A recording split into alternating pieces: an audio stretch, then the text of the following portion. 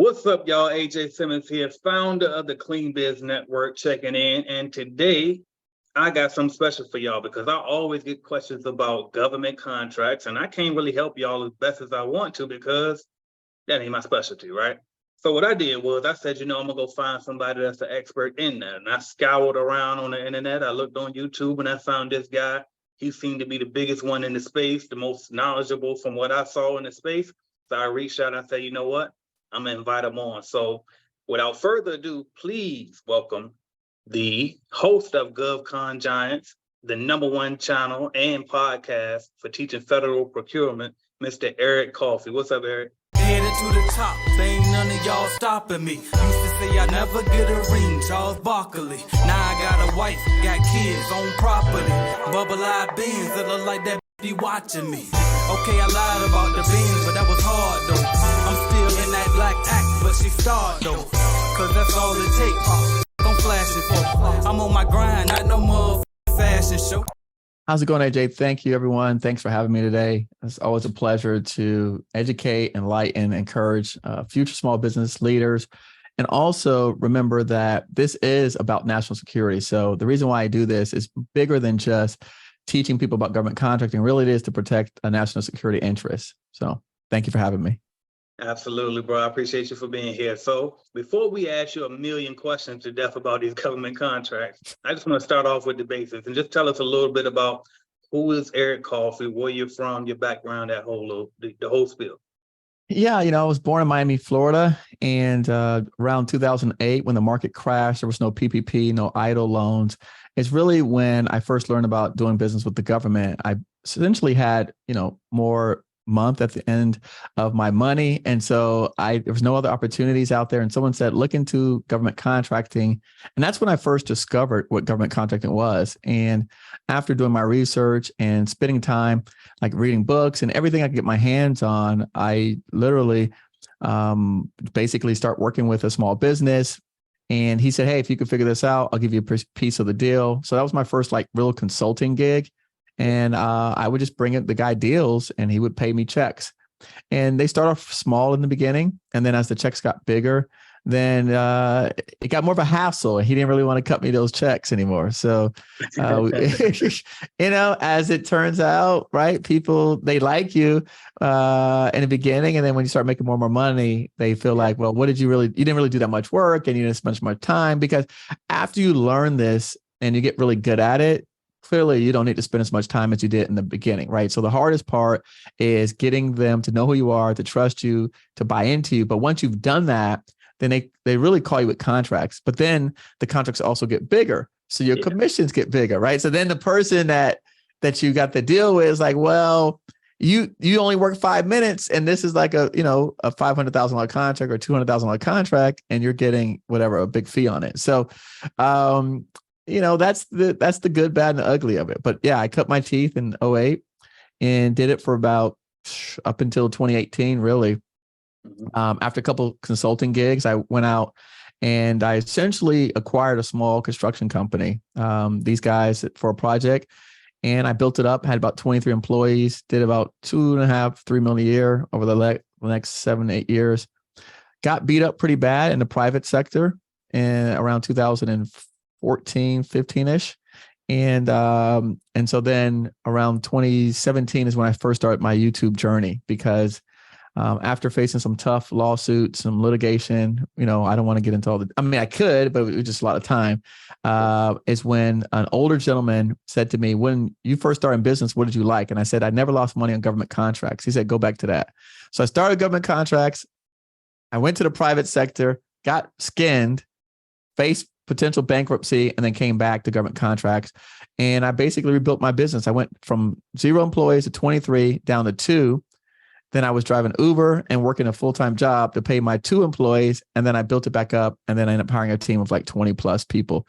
And so, no journey has this straight line up, right? And a lot of people don't like to say that. I think the reason why people resonate with me because I'm never afraid to tell the ugly parts. In fact, I cherished them. I relished them. And I will say this, up until about 2 years ago, my credit score never exceeded 700. I was in the low 600s, and I was able to get lines of credit probably around $5 million. So Oh yeah. Oh yeah. that's So stuff that people need to keeping it hear, real, real. that's stuff that people need to hear, man.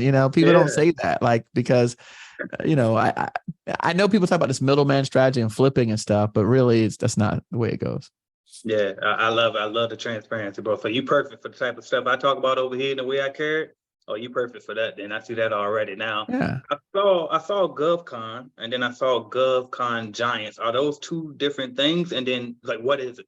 So no, GovCon Giants started off as my podcast, and then Okay. GovCon Giants, essentially 2 years ago, we pursued making a nonprofit. So as of last year, GovCon Giants is officially a nonprofit organization where we provide training and outreach. And really, it's to provide economic development for businesses, and particularly those disenfranchised businesses. So, all of the stuff that I do publicly, front facing, like these kind of things, is part of our nonprofit efforts and giving back. I love that. I love that. So now I also see that you're hosting a conference here coming up in October. We're going to talk about, we Yes. can expand upon it a little bit more later as well, but just tell us a little bit about the GovCon conference. What is that? Yeah, so we're hosting a summit. It's essentially, we're going to have a VIP reception evening before, and then a full day of lessons.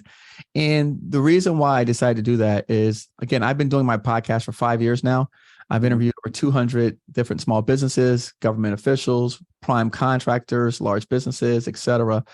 And what I found was, to help further our mission of and changing. And let's step back. So one of the issues in federal contracting is, for the last 2 decades, small businesses have been leaving the federal marketplace. So the number of businesses participating has gone on a steady decline for the last 2 decades. So that's why when the pandemic happened, that we couldn't get supplies and goods and everybody was scrambling, we've been on a steady decline. Now, at the same time as the number of businesses have been declining, the amount of money spending with small businesses has been going up. So it's really interesting, right? So you've got like this X effect where the number of participants goes down, the dollars have gone up. And so you're saying to yourself, well, what's happening? And so when you look at the history, because I'm a student of history, when you go back and look at the history of government contracting, there's different eras where they call what's bundling. They start bundling projects into bigger and bigger dollar amounts. And so what's happening is there's not a lot of smaller, like low-hanging fruit type stuff trickling around for, the type of businesses that most minorities like to pursue. And so unfortunately, that has had a negative impact on our economy as a whole. And so the government has realized that, and they're wanting to change it, but they don't always have the right solutions. And so what we've done is we said, okay, how do we help them solve that issue? Because that could potentially be a national security threat, right? And so again, if we're relying on other countries for our goods and supplies, especially those are critical things like chips, right? And some of the raw materials that go into making cars. And so, when you look at the bigger picture, we're actually helping much more than just providing education and training and outreach. Like, they need every one of you watching and listening to this. They need you to help support our government. So it's almost like back in the days where they did a draft calling for like people to go in the military. Yeah. This is that time for businesses. Yeah. Listen, I heard the call. I like the way you made that state of emergency announcement right there. No, I'm telling you, like this is real stuff. Yeah. To the point where they're like desperate. And because we don't have this type of education and we don't have this kind of outreach, and because we don't have the people like yourself that are putting the messaging out there to the audiences at, like, it's not on the TV, it's not on the news, it's not on Netflix. Tyler Perry ain't made a movie about it. We're not getting this information. so we not it's not on Netflix. So it ain't in front. If like they should, like, personally, I think the SBA should be at a Beyonce concert talking about this, right? Because that's where we at.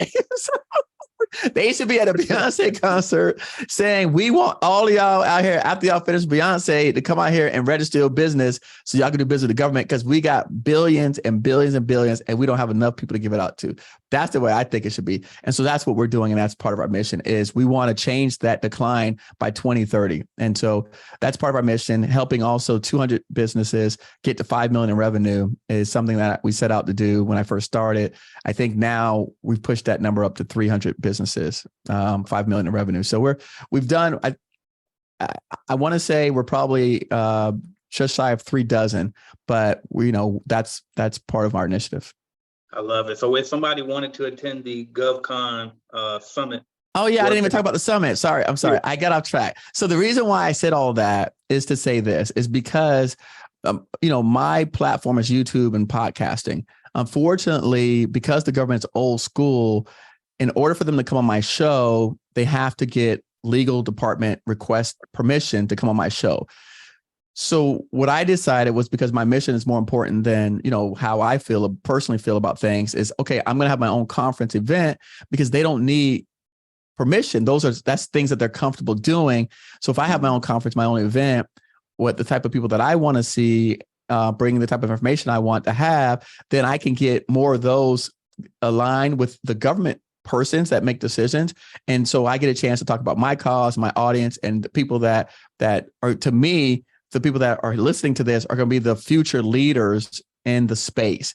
And so we're basically bridging the online content, right, with offline events, because the government, unfortunately, a lot of them they're still not into like podcasting and YouTubing, and it's really could be an act of Congress to get some of these people on. So by having an event, we've already, every day now I have government people reaching out to me about speaking at my event. And so it's amazing that just changing the way that I put something together, now they're coming to me and saying, how do we participate? Right. Whereas when I'm trying to get them on a podcast, I'm almost begging them to be on the podcast. And so now I got government people reaching out to me like, hey man, you got a spot for me? Can I get a slot? Can I get on a stick? And so like SBA is sending me people. I got approached by this week. I got a couple people, I can't say they were confirmed at the very highest levels in DC. They're now allowing me to broadcast it publicly because they were waiting on budgets, but they got approvals to come and speak at my event. So it's just interesting that, through the podcast medium that you and I like, and that the new generation, we love it because you could, sit home. The government people still are not up to speed on that. And so the reason why I'm having my own event is to get the rest of the people to at least get to meet me, come to an event in their traditional sense, see how we do things, and then I can try and convene them to come on the podcast and do more of that type of outreach that they traditionally don't do. Gotcha. So right now at the summit, we've got about 40 speakers lined up. We're going to have 8 breakout sessions. We've got 3 panels, and we're going to have a whole government section of exhibitors. So, and then we'll have a session of exhibitors for like businesses and companies as well. So it's at the Miami Intercontinental Hotel, Miami. The October the 12th is the event. And, looking forward to it. We're excited. And I want to showcase the government and the federal government, particularly the world, what's happening in Miami, because a lot of people don't have no idea what's happened in Miami in the last 5 years. They're clueless. Miami has transformed immensely. Most of us are aware of some of the largest financial institutions in the world have moved their headquarters to Miami. So if you look up Blackstone, Blackstone, right? Most people have heard of them. If you just they run the world, one of the companies that run the world. They are now headquartered in Miami. Okay. I didn't know that. I did not know that. Of course, most people don't know that. Miami is now becoming the Wall Street of the South. Since COVID, because of New York and everything shut down, people start realizing you didn't have to be in New York to run their businesses, in Chicago and those cities. And so some of those hedge funds, private equity firms, investment firms, management companies have all moved down their offices to Miami. It's tripled our real estate, right? But we're getting the best and brightest. And so when you attract that kind of money, you get the best IT companies. You get, it's kind of like Hollywood attracts actors. New York attracts people to be on Broadway. When we bring the capital allocators here, we're attracting the best IT companies, the technology companies, the inventors. And I will tell you, like I said, I created a post on LinkedIn a few weeks ago, reaching out, and this guy messaged me. He DM'd me and he said, "Hey, my company did 85 million a year. How can I help? What can I do?" We just moved to Miami. Damn. So companies at that size are moving to Miami because the people with the money are there. Yeah. So how can we, if we want to come to that summit, where can we go to get tickets? Go to gcgsummit.com. You could go on my website, GovCon Giants. It'll redirect you to our summit page. It's govcongiants.com. Just go there, and right on the front page, you'll see a pop-up. It takes you to my summit. And tickets are $375. We look forward to all small businesses, regardless of the industry. We want you to come out there. So far, I've got Department of Energy is going to be there, Department of Transportation.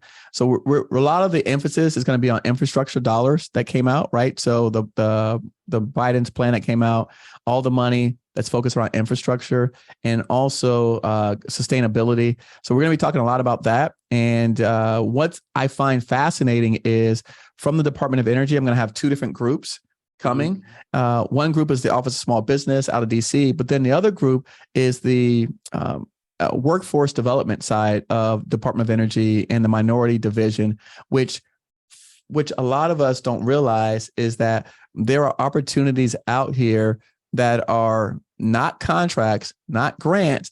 They call them prizes and challenges. And so that allows them not to have to follow the same traditional rules. And so you literally send in a 1-pager, 2-pager to qualify for $150,000, $200,000, $300,000 opportunity. And so again, it's a prize or a challenge. So the barriers are much lower to entry. And these are the kind of things that the government is looking at to encourage more participation from regular people. Big Jim, y'all. Big Jim, if you didn't catch that, rewind that. Pay attention now. All right, so I'm going to switch gears a little bit. We're going to talk about Eric for a minute. So after a little bit of quick investigation / stalking on your LinkedIn page, I saw that it looked like you started in real estate and then you got into business. So I guess what made you initially want to get into business? So again, yeah, I did. I started in real estate, but what happened was, as I was doing real estate, and I was a top realtor, like I did really well as a realtor. I didn't necessarily like it. And, I was in Miami at a time where the market was just going straight up. And there was a lot of people doing shady things, unscrupulous things. And so, they want to bring you into that. And Miami, I don't know if you guys know this, but look it up. Miami is like number one in the country for Medicare fraud, Medicaid fraud. And at the time we were doing a lot of real estate fraud. I didn't in person, but they were doing a lot of real estate fraud. I didn't find out until after, right, the market crashed and you found all this stuff out. But, I personally, I did it. It was just, it was a means to an end. We did really well. And a friend of mine, or family friend, actually was a developer in our community, in the Black community. He approached me and said, "Hey, you're a really smart guy. You're in real estate. You went to college. The era I came out of, not many people went to college." And he said, "Look, why don't you come back to the community, help me do some development deals, and I'll make you a partner." And he goes, "But I need you to get your general contractor's license." And so, so then I listened. I'm a 20-some-year-old kid staring at the face of this multimillionaire guy who owns the majority of all the properties in my community. I mean, right? So this guy owns all these duplexes and apartments and everything. And he's like, "Hey, the people that I work with, none of them can get licensed." And so I'm constantly having to use people that don't look like us to get licensed and cut them into my deals when I can get, you're a smart guy. So I went out and I got my general contractor's license to help do development deals. And so that's how I started cutting my teeth. But unfortunately, the market crashed on us as that was happening. And so we couldn't anticipate that the market would fall. And that's how I ended up getting into construction and then segue into doing government contract. Gotcha. Now I hear about these different certifications that you can get, the minority certifications, women owned, and all of these type of things. I think it's a disabled one as well. Sure. So I guess, could you just kind of give us a brief overview of like the certifications and how important they are for us to have them if we qualify for them in order to get government contracts? So, that's a controversial topic for me. That's where and I don't know if you've looked into that. I have videos where I say I hate certifications. And so you picked the right guy because I'm not the certification advocate. However, the truth is certifications for a lot of small businesses have helped tremendously. And certifications have been invaluable to try to help some of the equity gaps that there's disparities that exist in our country. And so I will not say that they have not done more good than harm. However, with that said, I find that a lot of the small businesses, particularly those that are minority disadvantaged businesses, particularly they lean on their certifications. And so they never grow beyond being in the shadows of the other organizations. And so really, the deeper meaning is to focus on building a world-class company right? And then having the certifications to enhance that, as opposed to building a certification driven company and then being mediocre at best. And so I think a lot of times we forget that when we call somebody to our house to fix our stove, our AC, we don't ask them what certifications they have. We ask them how qualified they are. And so we need to take that same position when we look at building an organization, right? Is finding and identify the most qualified, capable people, surrounding ourselves with them, and or teaming partners, and then bringing value to the government. There's nothing wrong with having a certification. But if you can't demonstrate your value and how you plan to solve a need, really, the bottom line is you're not going to be in business very long, and or you're not going to make a lot of money, and or hence you probably won't be very successful. So there's a lot of certifications out there. There's city certifications, there's state certifications, there's federal certifications. There's a whole ton of certifications that you can get, right? I particularly teach federal contracting. So in the federal arena, there's small business. By the way, you don't have to register. If your business falls below a certain size standard, you're automatically presumed to be small business. So you don't even have to register for that. You just, by registering in the System for Award Management, SAM database, and by stating your business revenues or your number of employees, you're going to automatically be designated small business. That represents a large portion of contracts. But if you want to go into further details, yes, if you're a woman, you can become women-owned certified. If you're a veteran, you become veteran-owned certified. If you're just a disabled veteran, you can become disabled veteran certified, right? And then there's HubZone and 8A. The problem that I have is so many people, to me, I call them certification mills. And so all they do is push certifications because they don't actually know how to teach you how to win contracts. And so it's very easy to say, go get all your certifications, right? The problem is if we do what, my son and I've been talking about is second level thinking is, okay, I hear you. I'm going to get all my certifications. What's step 2? Yeah. Okay, I hear you. I'm going to get all my. So what I like to tell small businesses is if someone tells you to go get certifications, ask them if they're going to give you a contract when you come back with them. Simple. Like you don't have to believe me. Like, don't like I just go deeper. Like, hey, you've encouraged me to go get the certification. When I come back with the certification, will you be able to give me a contract? Okay. Isn't that simple, AJ? That's fair. Isn't that fair? Okay, I think it's very fair. I mean, because people just tell you to do stuff, and it's like to me, it's very reckless advice.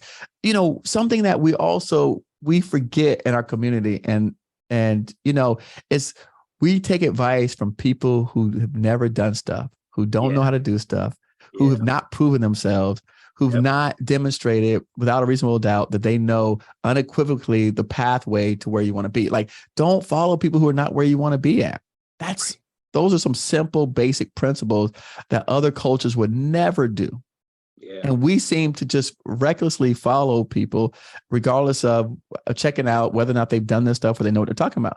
So a lot of times people that work in government have never ran businesses.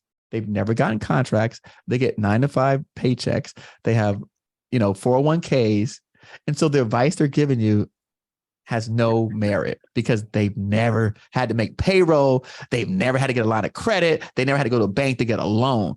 So for them to tell you, oh, this is not, oh yeah, just get certifications. Oh yeah, just qualify for that. I like to push back on all of them. When I go to conferences, I push back and I say, one question. I'm going to get this certification to qualify for 5% of opportunities. You telling me, oh, you can't give me contracts if I don't have the certification. So do you know what it takes, AJ, to get a certification? Do you know what's all involved in that? You've got to submit financials and tax returns and, you got to submit paperwork, right, to get certifications. So then the other 95% of contracts, the people that get those have to submit nothing.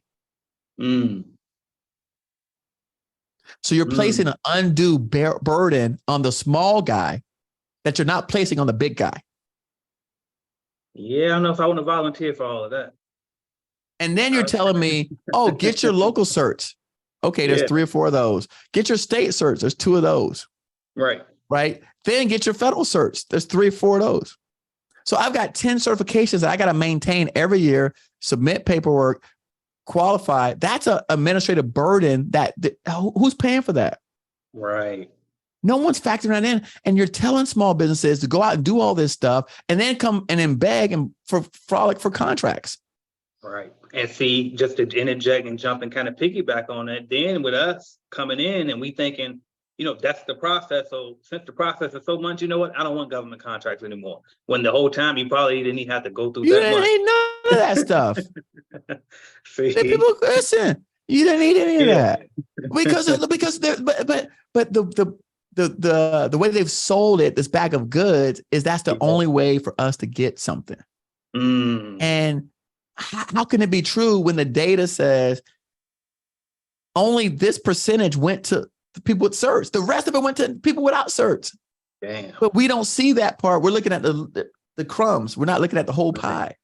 Right. So they're feeding you the crumbs. So I go to the guy and I'm at a conference. I'm saying, look, I don't want you know what? You're right. I don't qualify for the 5% because I'm not certified. Let's talk about the 95% that I do qualify for. Right. Right.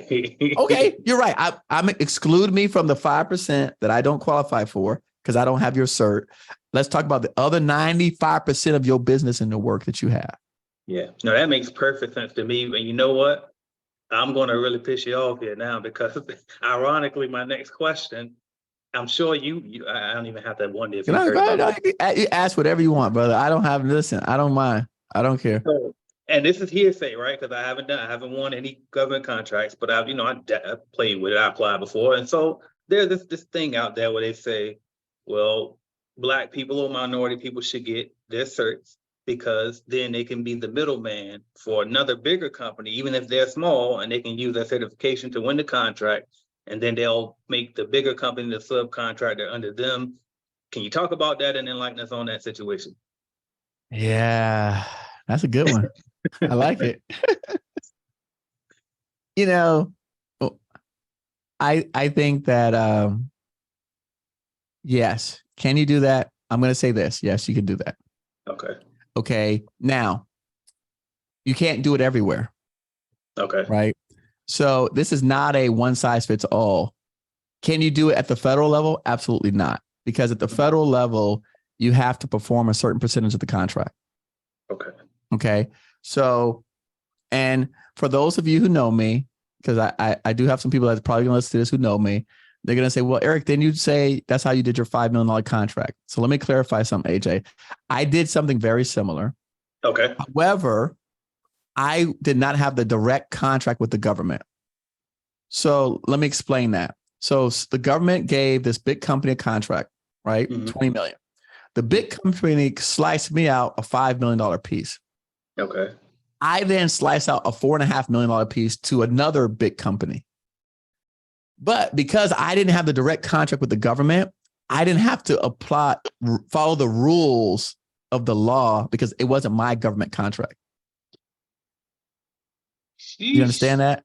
So it's I say that because I'm not saying this for everyone, because when people, again, I've seen, look, when you become a social media person, you get, look, it's like anything else, the streets talk. So people say, well, Eric, you said you won this $5 million contract and you subbed it all out. I did, but I didn't have the contract with the Army.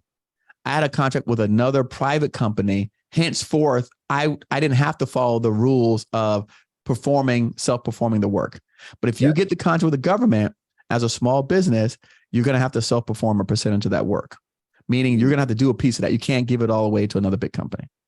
Yes. That's at the federal level. Okay. On state level, you can probably do it.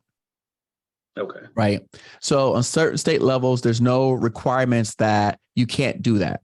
And even at some city levels, there's no requirements that you can't do that. So yes, at the city and state level, if you want to get a cert and then get a company to do all the work, you could do it. Yes. Yeah. Okay. But I teach federal contracting.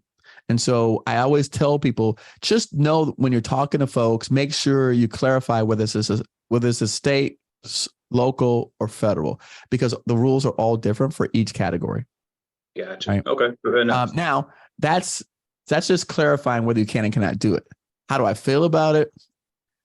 So the thing is this. Most of the people don't know how to run a business. Mm-hmm. And this is not some new phenomenon that like you guys invented yesterday. Most of us don't know our history. We don't go back even past 2000s. So we don't know what happened in the 90s or the 80s or the 70s. Yeah. This is not new stuff that we're doing. Yeah. You don't think that people have already figured out that, hey, we create these certs and these minorities are going to go get it and then hire back the big guys and do all the work. Right. You know what happens when you do that, AJ? Eventually it gets to a point where the company knows that you're doing this and they really essentially negotiate to the point where you make no money. Yeah. So yeah, all right. In the beginning, let's say you do it and the big guy goes, all right, yeah, I'll go for it. Then the next time he's like, hey, I'm doing all the work. I'm going to give you this because you're not doing nothing. Yeah. So it's not a way of building a business. There's no business to that. That's not a business formula. It's not a business plan. Yeah. Does that make sense? Yep. Sounds like a hustle. You're just middleman it. Hustle. It's a hustle. And guess how long hustles last? Very short. Yeah. When in fact you could just as easily build a real organization. Right.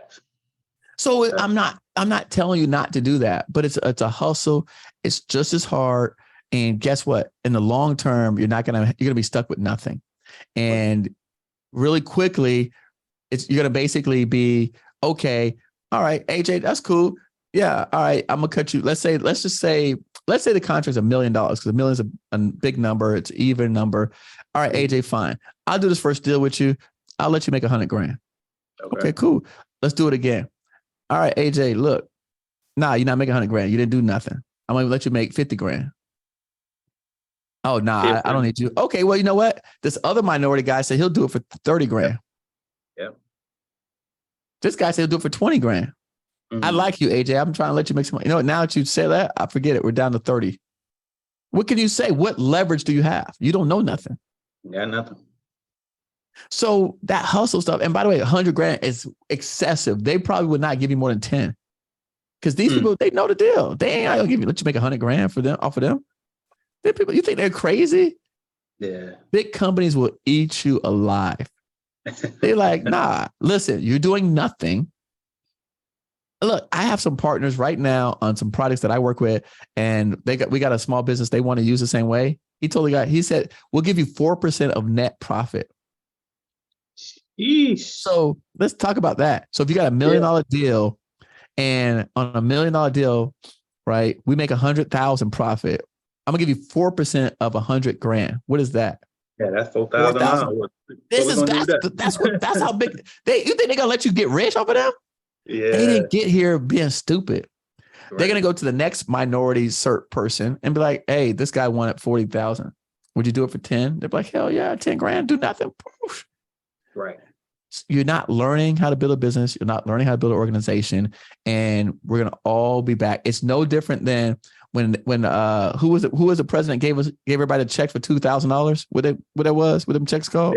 I don't even know what that stuff was called. What's it called? With stimulus relief. Yeah. All right, how many people got a $2,000 check today? Right. Same thing, AJ.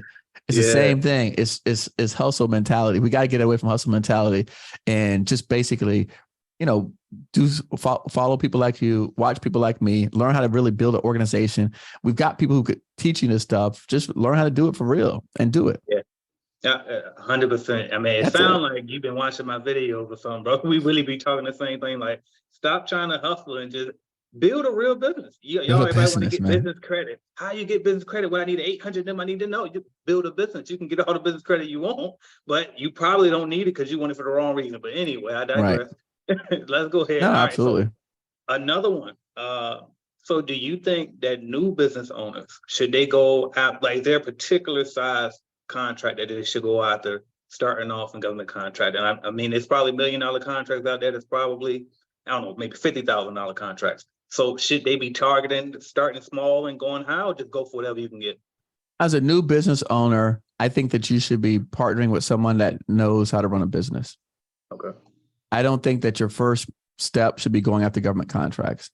If you don't know what, I think a lot of times what I see is the failures is not in winning the contract, it's in performing the contract.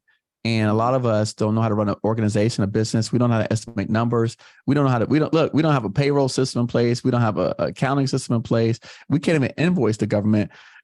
Forget about trying to, a lot of, and this is not talking, this is all businesses. It doesn't, regardless of color, all small businesses, if you look at the E-Myth, they don't know how to run businesses. There are people who were operators that decided that they didn't no longer want to work for their boss. And so all of us have come from trades, whether it's electrical or janitorial, or like, hey, I work for this company. My boss treated me like crap. I could do it myself.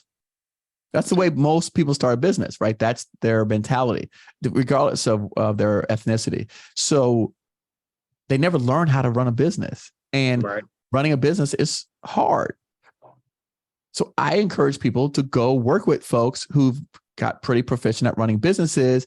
And then you say to them, hey, let me help you start this other division, this other arm. You're going to teach me how to run the business. I'm going to go out and use what I've learned to help you get these contracts. And so it's a couple of things that does for you. When you're talking to the government, having someone with history and financials and experience makes a big difference, because the government's risk averse, as opposed to you showing up with nothing and saying, hey, give me a chance, give me a shot. Like, believe in me, trust me, right? I can do it.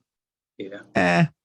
Could. I'm not saying you can't, but you really, what I see is that, you're going to be creeping up for a very long time before you hit like an inflection point.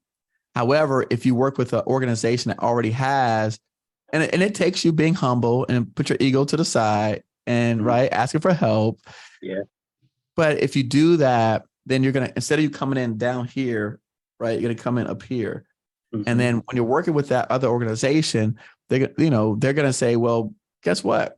Let's see, how can I help you, AJ? Because you helped me to get to this. How do I help you now? Say, well, listen, let me do 5% of the contract, 10% of the contract. Let me have one employee on the contract. Let me have 2 employees in that contract. And now you could start to build your organization, piggybacking off the person that you help. And you also get to learn on somebody else's dime, because whatever mistakes happen doesn't reflect on you, it reflects on them. Right. So I think we need to learn how to do business with one, where we reduce the amount of risk that we're taking, and 2, where we reduce the barriers to entry. And coming in as a new business with no experience and no history is very high barrier to entry for doing work with the government. Gotcha. I love it. Now, how are the payment terms when you're dealing with the federal government? Like, do they do net 30? Is it one lump sum in the beginning? Do they do deposits? The on the federal government side, there's all types of payment terms. Unfortunately, that's dependent upon the type of contract. When my swim lane is construction, and on construction we get paid sometimes net 13, net 14, at most net 30 when all of our paperwork is turned in correct. However, I've been awarded projects that was not called a construction project, even though I had to build something, because the federal government, unfortunately, they've got wherever the funding comes from, that's how the project gets awarded. So you have to make a decision whether or not you can do this. So this project that we were awarded for $2.3 million in my very beginning stages was considered a furniture contract. Even though it was a construction, we were building out hangars. They packaged it like, hey, these hangars is a piece of furniture that when you deliver, you get paid. But it was $2.3 million. But we were like, we can't do that. We didn't know this when we won the contract. We said, how is it small business? It's $2 million and we get paid at the end. That ain't small business. Right. And so thankfully, we were able to negotiate basically a payment halfway through. So we negotiated one payment. Okay. So again, being creative, right? We had lines of credit, we had capital, and I was able to finance my materials. So I financed the materials, got the materials out there, and we so we were essentially able to bill about $1.2 million at like halfway into the project. So we basically had to put out about that much and then bill it and get it back, and then we could use it to finish the project. Gotcha. Love it. And so, that's some of the things but on a typical project that's awarded, as a construction project, they pay me every 15 days, every 30 days at most. And then as long as your paperwork's right, because a lot of times your paperwork don't be together. Now, let's say a different scenario, because you guys are janitorial audience here. Stephanie, who's one of my students who has gone on to do better things. Now she's an alumni. She was Stephanie awarded. Richardson Parker. That's a different Stephanie. Stephanie, Okay, but Stephanie Richardson Parker is also one of my students as well. Because I see her winning over there with them government contracts. Yeah, Stephanie is. Yes, that's Stephanie's. That's another one. But Stephanie Adu it's a different Stephanie. And so she was awarded a contract janitorial, but she was awarded a contract as a sub. Okay. So the Prime, which is another podcast guest of mine, had the contract with the government. He hired Stephanie to find all the people. And so she had to find, I think it was 40 people in like a week, like 5 days. And so she did it. And then she told him she didn't have the money to finance it. So he paid her weekly to pay all of her employees. And then she ended up doing the project for about 8 months or 9 months. Gotcha. But she wasn't the prime. She was a sub. Gotcha. And either way, as long as you're getting, you got a contract, you make some money and it's profitable, doesn't really make a difference. But I wanted to distinguish that for people when they're listening to this, because if you're trying to go and say, I'm going to work directly with the government, then you got to have the money, because they're not going to pay you up front. But if she was working with another veteran company who was getting the contract, and then he had the money to basically pay her on a weekly basis so she could pay her staff. And so he floated her payroll for the entire time. And then he would recover the money once a month from the government. And then they were able to have a successful career. Chris Dombuck is his name. I love it. I love it. That's exactly why it's so important to have mentors and like you said, finding those established, business owners that you can partner with. And, you know what I mean? Much easier. No, AJ, I don't know why we think that we have to try to do all this on our own, and why we feel like we have to work alone in silos and we can't ask people for help. I found that my most successful friends have been the most willing to help me out of everybody. Yep, I agree. All right, man, Eric, I'm gonna go ahead and I'm gonna switch it up now, and I'm gonna do what we call the lightning round. So I'm just gonna say a word or a phrase, and then you just tell me the first thing that comes to mind. Okay. All right, cool. First word is Miami, Florida, or phrase. Well, Intercontinental Hotel comes to my mind because my summit's there. Okay, perfect. I like it. All right. By the way, if you look up Intercontinental Hotel, it's the only hotel in downtown Miami where they have on the whole side of the building, it's like 30 stories. They have a dancing person on the windows. Yeah, I did see that. It's pretty neat at night, man. It's really neat at night. I like it. All right. Next one is entrepreneurship. Small business. Okay. The next one is service business or product-based business. First thing came to mind was product business, even though I'm in a service space. Okay. You want to expand on why, or should we keep it rolling? The thing about, I think, product-based businesses does allow for what you said. A lot of times there is some arbitrage opportunities with the federal government for us. So if you're in, for example, if you're in the janitorial space and you've got creditors and accounts with different products that you use to clean, the DLA, Defense Logistics Agency, buys 5,000 to 10,000 products a day. And so you could easily go there and just resell those products back to the DLA and make a hefty profit. The site is very convoluted. And so what I mean by that, it's very difficult to navigate. So if you're one of the few that understands it, then you'll win. And I've got several students that are winning and crushing it at DLA. I love it. Okay. Next one is social media. It's the world, man. That's everything moving forward. Connectivity. I was tagged in a post yesterday by two people that I introduced by being live on my YouTube channel that then met in real life. I got my CFO because of, how about this? Every single person that I do business with today, I met through social media. How's that? I love it. I think Everyone. I could probably say the same, honestly. If I really, it's like, if you look at, I tell y'all too, I got this thing I say, get paid to be you. You're literally like a living testament of it yourself, man. Like, it's crazy. Listen, look, AJ, on my show, I wear hoodies. Like Right. I wear hoodies. Like, and people know this, and they still like me. So you don't have to be somebody else, right? Where we say Right. we have to go pretend to be this person, and right? You don't have to code switch. Like you can be Yep. your authentic self. And so, when George Floyd happened, I talked about it. When the affirmative action thing happened, I talked about it. When the Montgomery thing happened, I took a picture with a chair and held it up. So like, I mean, but I I'm just almost threw saying, that idea too. When I saw you do it, I said, damn, I should have thought of that. I almost right. posted on So, my- I'm just saying like, you could still like, but guess what? The Navy wants to work with me. Department of Energy want to work with me. Department of Transportation want to work with me. EPA, like EDA, the Commerce, all these people still want to work with me because that has nothing to do with the price of tea in China. So Right. we have something of value that we've proven that we can bring to the table. And so that's more important than code switching.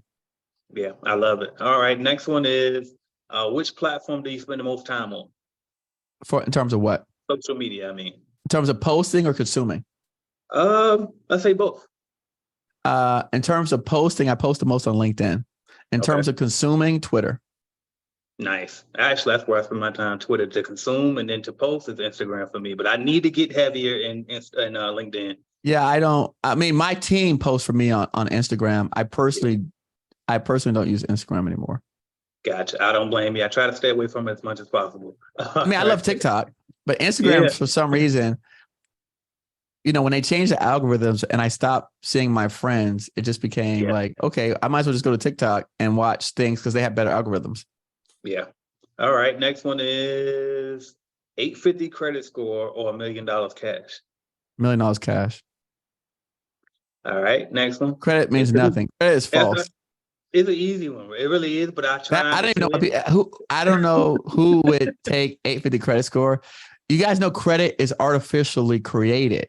Yeah. See, it's been people on my show that says they 850 credit score, so I try to bite my tongue so they don't look bad when they say it. No, they can say whatever they want. I mean, that's what you're asking for. But I mean, 1,000%. Again, I said in the beginning of the show, remember, I had never had bigger than a 650 credit score, right? For many years. I didn't need it. And I still did, I don't know, whatever, $25, $30 million in business without ever having anything above a 650. American Express Platinum, when I went default, I defaulted like a 25K balance on Platinum. And that was my running balances per month. It was no big deal. Right. I'm telling you, people, anyway, I won't be the They didn't care. They didn't care. Yeah. And by the way, I'm going to say something else. Listen, you cannot, you got to talk to people who know what they're doing, who've done this before. Mm-hmm.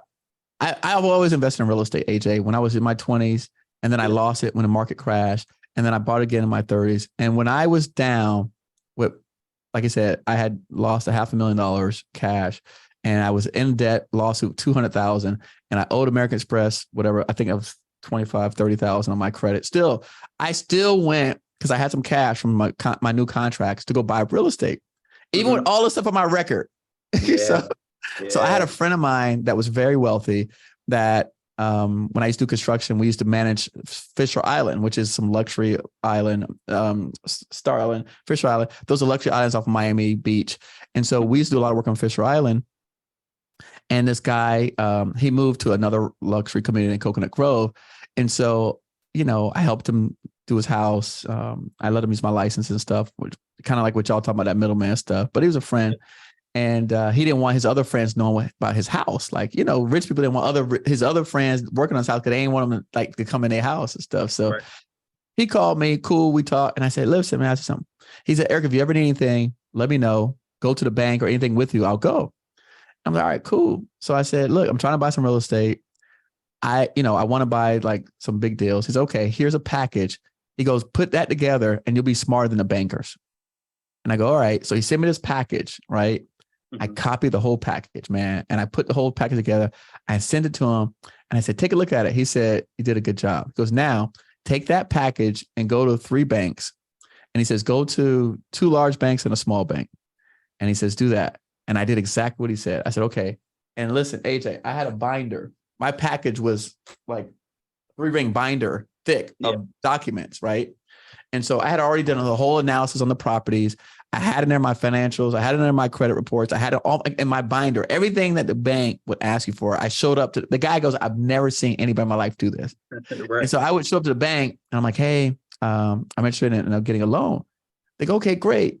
Here's a form. We're going to need all this stuff. I go, oh, here it is right there. He's like, what? I go, everything that you're asking for is right here in this binder. He says, right. He goes, yeah, it's right here. I was like, so all I need to do is sign the application. And he was like, oh, I've never seen it, but I got trained by this rich guy. And so I did that, went to 3 banks. I got turned down 3 times from all 3 banks. Mm-hmm. But one of the guys, this older guy, I never forget this older guy, he said to me, he was like the president of this bank. It was a small town. He said, I can't approve you because your credit's low. He said, but I want to leave you with a piece of advice. He goes, you're doing the right thing. And he goes, I have several friends that are done what you're doing, or trying to do, and they've now basically left their universities millions and millions of dollars. So he says, even though I can't help you, you're on the right path. And so I did that, went to 3 banks. And then the 3rd bank I went to, they said, we can't help you, but we can refer you to another bank. And so they referred me to a bank, and that bank ended up giving me my loan. Wow. And so they said to, again, with a default judgment against me, with American Express debt against me, they said, okay, we've got a program where we can help you. Okay. Again, I'm $200,000 in debt, in the hole. I have judgments on my name. Okay. You folks got to be able to do nothing with judgments now. So they said, look, we could help you, but you got to get the American Express judgment off your name. Okay. I said, all right, cool. I said, what if I said, they've sent me letters before to settle. I said, what if I settle with them? Would that qualify? He said, yeah. He said, get me a letter with a settlement from American Express. And then we'll use that, put that in your profile, and then we'll do the loan. I called American Express. I settled that thing. I don't know, $15K, $17K, sent the money. They gave me the letter, sent it to the bank. The guy says, all right, loan's approved. Damn. So people, you got to talk to folks. You cannot sit back and assume that your circumstances preclude you from doing things. You got to talk to people who've been there at higher levels, who knows the game, who understands this stuff. Because I had done such a thorough job on my package that the guy were impressed. They're like, okay, you clearly did all the analysis on these deals. So it just had some hiccups in your credit that we could overcome. Yes. I love it. Well, that's game right there. All right, I'm gonna move to the next one. The next one is key to success, which you kind of gave it in that story right there. But to you, what's the key to success? No, that's it, man. Really, I tell everybody that works for me, right? Whenever you're doing stuff, people come to me and they say, Eric, do you like this? Do you think this is great? How do you like this? I'm like, listen, it doesn't matter what I think. What does the consumer think? What does the person think, right? My opinion is irrelevant. The people that you're wanting to agree to do something, right? What do they think? How do they like it? And so what I found, even again, internally, I'll use my own staff as an example. We're doing the conference, right? And, they'll create a flyer or a graphic and they'll ask me about it. I'm like, I don't care. I said, right. I said, did you go model successful people who basically, hey, if like on YouTube, if you want to make a thumbnail for me, I want you to show me that thumbnail went viral on somebody else's video, right? And then that's the thumbnail that I will approve. But if you send me a thumbnail, it's like, do I think it's cute or nice? Like I don't, it's irrelevant to me. Right. I want to know, is it effective? And so we do that with everything. And that's something, I don't know why people don't look at. I think school has taught us to ask for our superiors for permission to think and to get approval, as opposed to discovery, right? And so I tell everyone on my team, look, if you're going to be in charge of a conference, go out and meet with people who've ran successful conferences, interview them, and ask them how they did it. And then bring them in and let's pay them a consulting fee, whatever, to help us, advise us on the conference. A perfect example, AJ, with my summit, when we first started reaching out to people from the government, we kept getting told, no, we don't have a budget. We don't have budget. So a friend of mine who runs this very successful nonprofit, who's raised millions of dollars for conferences, I brought her in and I said, Sylvia, can you help me, please? I don't know what I'm doing wrong. She goes, oh, that's easy. She goes, you're calling the wrong office. Damn. Okay, what do you mean? She goes, yeah, the small business office doesn't have money. You got to call this other office. This office of whatever it was, the title, they're the ones with the money. Damn. AJ, it wasn't like I was calling the wrong agency. I was calling the wrong office within the agency. That's and crazy. Those people didn't tell me go call this other office. So it was up to you to know that. Yeah. As soon as we did that, we start calling some of these other offices. They're like, oh, send me your sponsor package. What? You got money? They just said you didn't have money. Well, we're not them. So when you think about like Department of Energy, you think about EPA, they have 30,000 employees, 50,000 employees, 50, 60, 70 different offices, 22 divisions. Like, so they're like, yeah, well, our job is outreach. Our job is, it's like that kind of stuff. So that's where the money is for that. Their office job is talking to small businesses. So they don't have any money for outreach. So they have a limited budget because their job is to sit in an office and take phone calls all day. Our job is to get out to the public and make the public aware of the different programs. So that's all of our budget is for, that kind of stuff. So something as simple as, hey, can you help me? It was like, dang. She's like, oh, she's looked at my stuff. Like, oh, yeah, you're calling the wrong people. Damn. So like, that kind of, but again, you could be breaking your neck and your head saying this doesn't work because you're not talking to experts who've done it, who can give you that insight quickly and analyze what you're doing and show you the mistakes in which you've done wrong. And so that's just one example for me where I find most people, businesses fail is because they're not talking to the experts. They're using their own intellect, their own experiences, their own limited knowledge, their limited beliefs, right? Their own limited connections and people to essentially pull from. And that's the data that they're taking into the world and saying, basing their, the go, no go decisions, right, wrong decisions on their own very finite, very limited scope of knowledge. Yeah. So, yeah. That's what I tell people. Everything in my organization, I tell everyone, go show me someone who's done it successfully, talk to them, and then come back and tell me those ideas. And that's what I want to hear, not what I think. That's 1,000%. Next one I got for you. Favorite hobby when you got some free time? I like to travel. I travel a lot, and I know that seems cliche, but I really do travel a lot. I travel probably 5 times more than I post about my traveling.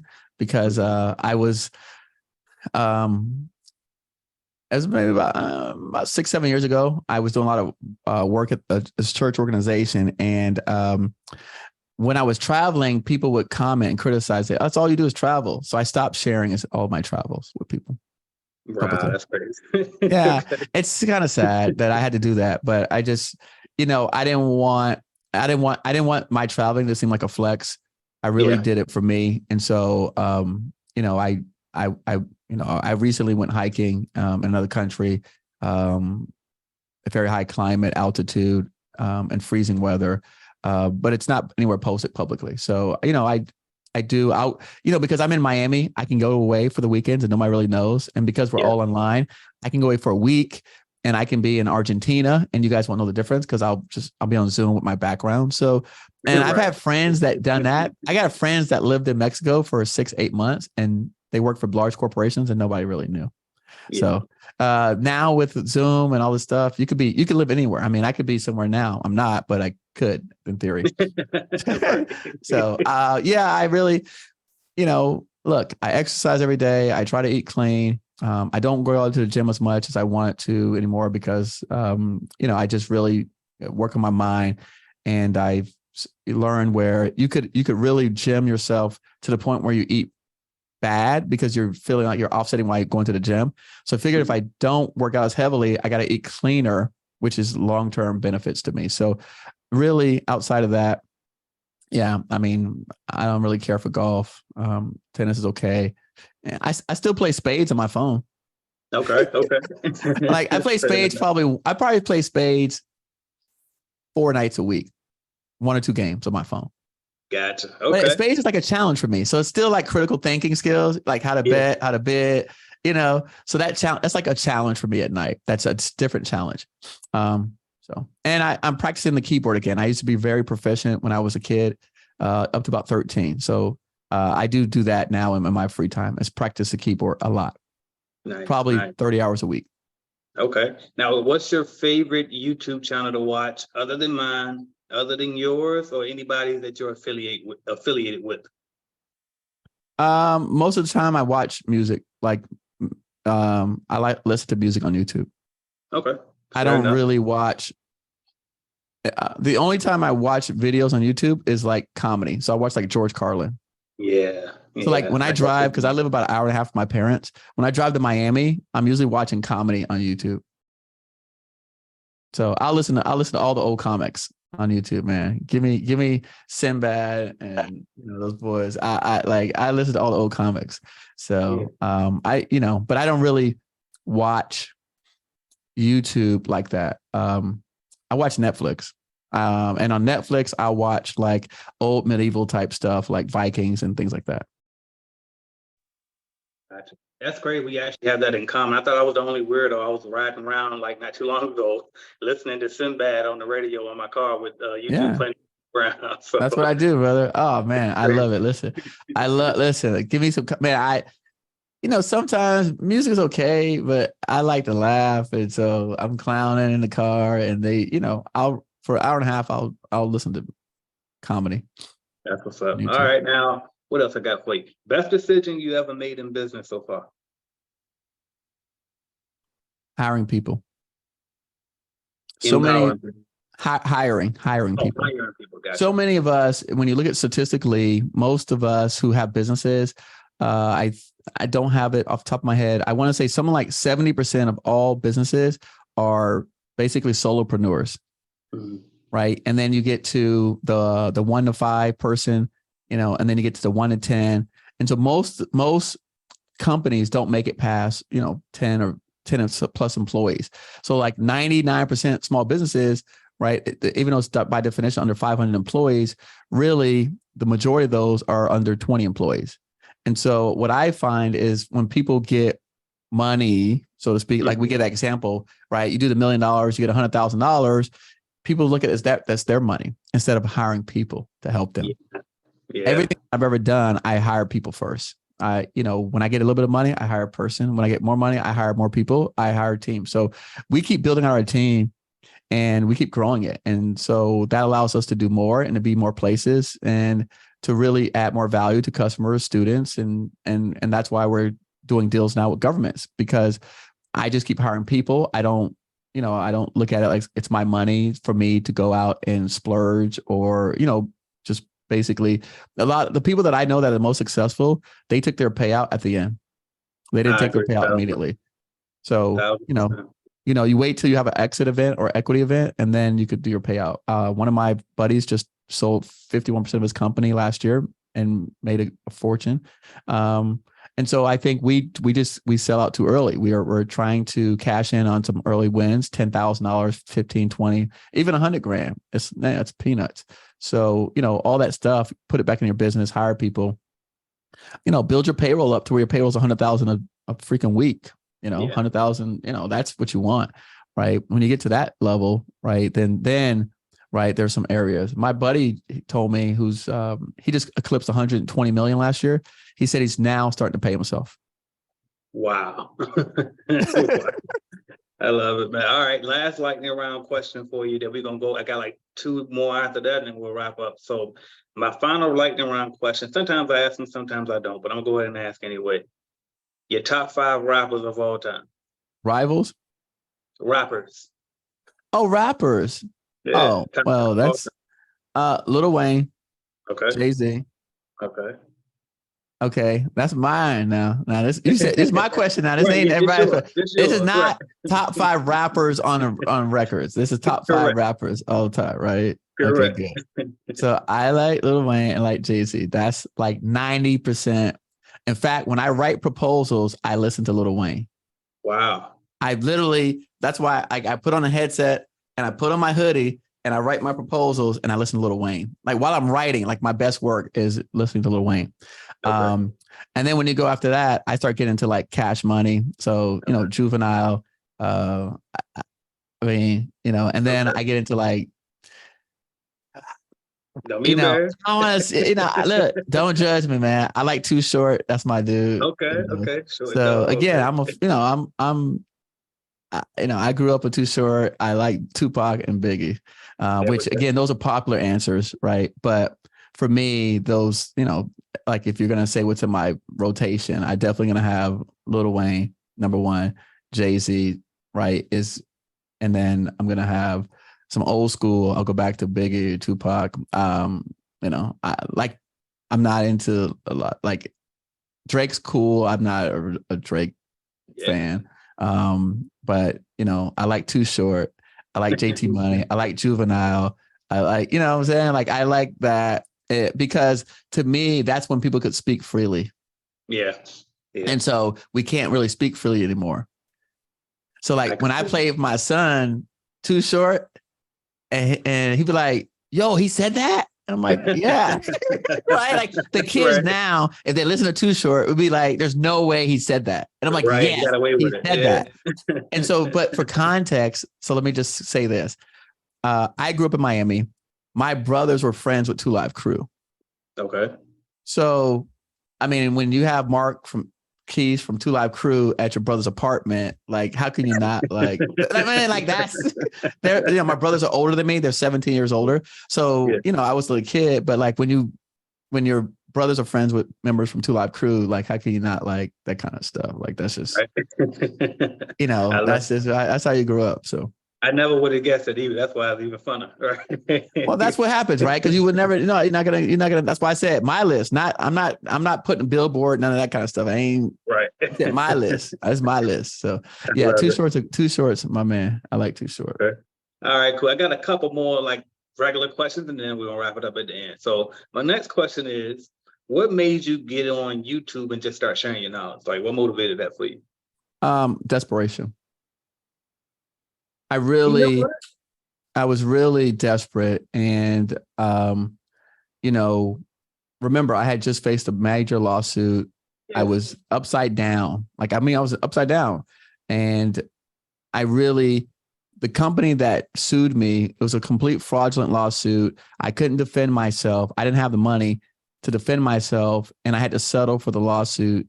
And I was listen, I cried as a grown man when they told me that, I had to basically, settle with people who had done harm to me. And I had to negotiate back with these people who were basically screwing me over. And so I was so hurt and I was so upset and I was so desperate to get back at them that I said, the only way that I can fight them is by creating an army of people that can compete. And then we'll put those kind of bad people out of business. And so that's why I set the goal to help 200 companies get to 5 million, because when I do that, that's $1 billion a year being taken out of pockets of people like these guys. It's disgusting. And so it's kind of like if someone in your family dies of cancer and now all of a sudden you become an advocate for cancer, right? Or a drunk driver. That's what happened to me. And that's why no one will ever beat me on YouTube. And that's why I say I'm number one, because my motivation is not money. And so you can't really beat somebody like that. My motivation is basically pure, that I'm going to get back at these kind of people and I'm going to put them all out of business. And I've had the chance to go talk to some people at the high levels about what happened to me, which they couldn't believe it. And so I want to sit on the boards with those kind of folks at the table and be able to tell them how disgusting it was and how harmful it was to hurt someone at my age and what they did to me and the impact it had, which I now look back, it was a great thing, because now I'm this big time person and I've got a lot of influence. But as I grow in power and more influence, it's going to be even more. We're gonna basically dominate and conquer all of these kind of clowns. And so that's my motivation. That's what made me go on YouTube. Desperation. I love it. But I'm gonna tell you something. It's crazy how it's just crazy, because so that's similar to mine. So with cleaning franchises, that's the whole reason why I started Clean Biz Network, is to prevent people from being taken advantage of by a lot of these situations going forward. But luckily for me, I didn't have to go into it as deep as you had to go into it. Sure. For me to do, you know what I mean? But it's amazing that that's what your purpose for being on here is, and it's Oh very yeah. similar. I can agree with that for sure. Sure. That's great. Yeah. No, these people, I remember very well. I'm not going to say the guy's name. I know their names and everything. And he said, "Oh, Eric, I'm so sorry for what we've done to you." Because I lost my house. I had to move out. I had to move back in with my parents. I had to get a job. I couldn't pay my bills. And he said, "Oh, I'd invite you to my house for Thanksgiving if you were closer." And I just I really felt like the stuff that you see on movies that people do to other people that you really don't want to vocalize. So that's how you feel about that situation. So, it's like, I come from my mom. I got a praying mother. She's been in the church for 50 years. And so I'd hate to disappoint her over something. So thank God for my praying mom, because Right. hey, it was some rough times, brother. Having to look another man in the face that had the audacity to say stuff like that. I want him to feel my pain. And so, but guess what? All in all, they're gonna feel it anyways, because when all of us rise up and we stand against these kind of people, and we have resources, power, wealth, we've got equities, we've got assets, then they're going to wonder what would happen, and I'm going to come back and tell them this is why. So now when I see anything that they do to people on TV, that's now my take on AJ, to be honest with you. Whenever they do something to us, I say, all you're doing is giving us strength. And I'm gonna go back into my ancestors and pull those roots out, and I'm gonna apply that to everything. So y'all just keep giving me more strength. So I'm cool with it. That's why that's why I post a chair, because I want people to know what side of the fence I'm on. I'm not wavering. I want to be clear in my intentions. And so I'm not going anywhere. Salute to you. All right. Thank now you, one more I got for you. If you lost everything and had to start all over again from zero, what would you do today? I do the same thing. Government contracts. This is easy. I've already lost everything twice, and I've done it. And this is the thing that's bailed me out. Super easy. I would do this. This is one of the easiest things to do, because there's no limitations to the type of business or industry I can get in. Because look, I can consult for anybody. Yeah. So it doesn't matter. I don't need money to consult. It's free. Yeah. It's free. It's like, look, hey, if I help you get a contract, will you pay me? Yes. Okay. Get it in writing. All right. I'll be right back. It's free. It costs me nothing. So for me, that's my game. It's like, I don't need money to do that. So I'm not thinking about we get stuck in you got to have credit and a lot of this and no. I don't need nothing. Yeah. I'm like, hey, Bob, listen, I see you're doing $10 million a year in roofing jobs. I don't see any government contracts in your name. No, Eric, we haven't figured out how to do that yet. Well, guess what? You might be your lucky day. I know how to do government contracts. What? Yeah. Before I lost my last 3 businesses, I built up multi-million-dollar businesses selling to government. Really? Yeah. I said, tell you what, I don't even want to charge anything. Let me go out and use your name. I'll leverage it to go get contracts. And after that, you give me some money. Where do I sign up? Yeah. Now I got to ask you this then. Where do we sign up? So somebody's watching this YouTube video right now or listen to us on the podcast. Where do they go? How can they work with Eric Coffey? Again, so we have courses that we sell. They come out once a quarter. The best place I would say is go to federalhelpcenter.com. Type it in your computer, federalhelpcenter.com. And federalhelpcenter.com is a platform that we've created that we are essentially incubating companies, helping them. It's free. And GovCon Giants is going to become an official association membership platform. But this is where we're going. We're teaching classes every week, 3 or 4 classes a week. We want to get that up to 3 or 4 classes a day. And so that's the first place to go to start to be part of my network, federalhelpcenter.com. Okay. Love it. And the question I always ask everybody at the end is, if somebody's watching this video or listening to us right now and they want to start a business, but they just scared to make that jump, what would you say to that person?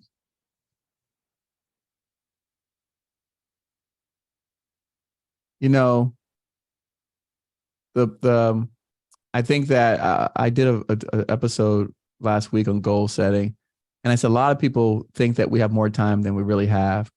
And it doesn't, we as Americans, I'm going to say this because the other worlds know that they have limited time. We're the only ones that believe that we've got unlimited time on this earth. And we're the only ones that do not like to measure our time because we don't want to accept the reality of how few years, days, weeks, months we have left.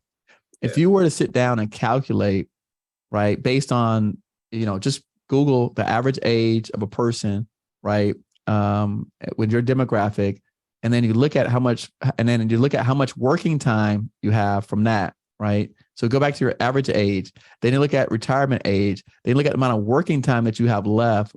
It's not as much as you believe. And so you really don't have another year. You really don't have another 6 months. You really don't even have another month. You really only have basically now to start, because if a business takes 5 years to get off the ground and you go back and you're, 30 years old and you're like, okay, hey, I want to retire at 55, that's 25 years, and it takes 5 years and then 20 years. And then, so I would tell people this: write a letter to your older self, Mm-hmm. and then have your older self write a letter back to you and start having that conversation, and then see where that takes you. That's genius, Dad. I'm actually going to try that myself. So with that, thank you so much, Mr. Eric Coffey, for coming on, bro. I'm looking at it, I'm listening to you, and I'm like, man, I don't even know how this didn't happen sooner. I wish I would have came across you sooner. And when you brought up Stephanie, I'm like, damn, you know what? She might have told me, and I just wasn't, I was in my zone, so I probably didn't really listen well enough, but it happened at the time. So I'm so grateful that you actually came on, bro, and I look forward to networking and building with you in the future. Will, last name? Stephanie, Will's husband. Stephanie, her husband, Will. You don't know Will? Oh, so I don't know him. No, but I have seen the picture, but I don't know. Nope. Gotcha. So, yeah. But yeah, man, I appreciate you, bro, for coming on. And how can the people follow you on social media, wherever you're at?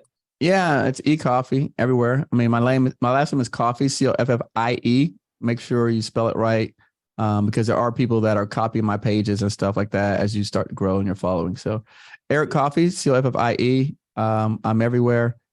Right. So if you want to talk to me, Twitter is probably the best place to talk to me. But federalhelpcenter.com, that's my platform where it's a private community, because really, all these brands, Instagram, YouTube, they're basically pushing out charlatans that I can't convey. So if you want to come in and get the real information from students, alumni, people like Stephanie he's mentioned, come into federalhelpcenter.com. We're teaching classes all the time for free to small businesses. And we really, our mission is different from other people.